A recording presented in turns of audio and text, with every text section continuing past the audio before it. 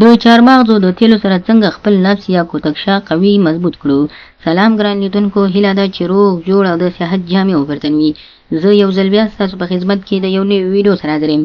هیله ده چې د پام وړ وګرځېږي. تر هر څه دمخه باید یادونه وکړم، که زموږ چینل مو نه وي سبسکرایب کړی نو زموږ چینل سبسکرایب کړئ او په خوا کې ورسره د ګونګي نشان ووهئ. مننه. په دې طریقه چې تاسو وغواړئ چې تاسو خپل نفس څنګه غټ کړئ، یعنې خپل کوتک څنګه غټ کړئ او قوي کړئ، کولی شئ د ویډیو تر پایه راسره اوسئ. که یو مېرمنه تاسو وغواړئ چې مېرمنې ته په پوره تسکین سره خوند ورکړئ او مېرمنې انزال او خلاصه کړئ، نو دا باید مهمه ونه ګڼل شي چې باید له هغې لپاره کوتک تر ټولو ضرور شی دی چې باید کوتک غټ وي یا مضبوط وي. خو د هغه تر څنګ باید که چېرته کوتک غټ هم نه وي او وړوکی وي نو هېڅ خبره نشته، خو باید تاسو ته دومره ووایم چې کوتک کې باید دومره انرژي واوسېږي تر څو مېرمن پرې خوشحاله شي.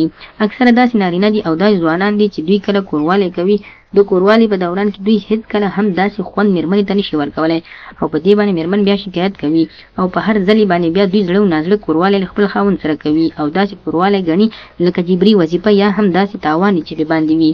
نو که تاسو غواړئ چې تاسو خپل ځان قوي کړئ نو تاسو د چهارمغزو د تیلو سره داسې یوه نسخه جوړه کړئ. د چهارمغزو د تیلو سره 3 شیان تاسو کولی شئ مکس کړئ او جوړې کړئ. لومړی 10 دانې بادام، د هغه تر څنګ 10 ګرامه جنغوزي، د هغه نه وروسته تاسو کولی شئ 10 ګرامه جنغوزي تر څنګ کاجو هم ملاو کړئ. درې واړه لومړی تاسو ګډ کړئ چې دغه درې واړه تر ټولو خطرناکه میوه ده. وچه میوه تر ټولو خطرناکه وي ځکه چې د دې انرژي په خپل بدن کې وچه شوې وي. نو تاسو کولی شئ دغه درې واړه سره کله مو چې مکس کړه میده مو کړه، دا به تاسو راواخلئ او دې ته به د هګیو زیړ واچوئ. د هګیو زیړ سره به دا ښه مکس کړئ او بیا به یې شودو ته ور واچوئ. له هغه وروسته به تاسو 2 کاشوغې د چهارمغزو تیل ور واچوئ. خو باید یادونه وکړم چې اصلي د چهارمغزو تیل اکثره ټیم نه پیدا کیږي.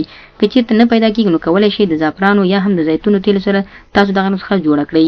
دغه نسخه تاسو کولی شئ هر ځل د ډوډۍ نه وروسته تاسو کولی شئ هم په مڼه ګېډه وخورئ او هم په نهر یې وخورئ. تر ټولو مهمه خبره دا ده چې تاسو کولی شئ په نهر یې وخورئ چې تاسو بدن ته مثبته انرژي ورکړي او مثبته نتیجه ورکړي.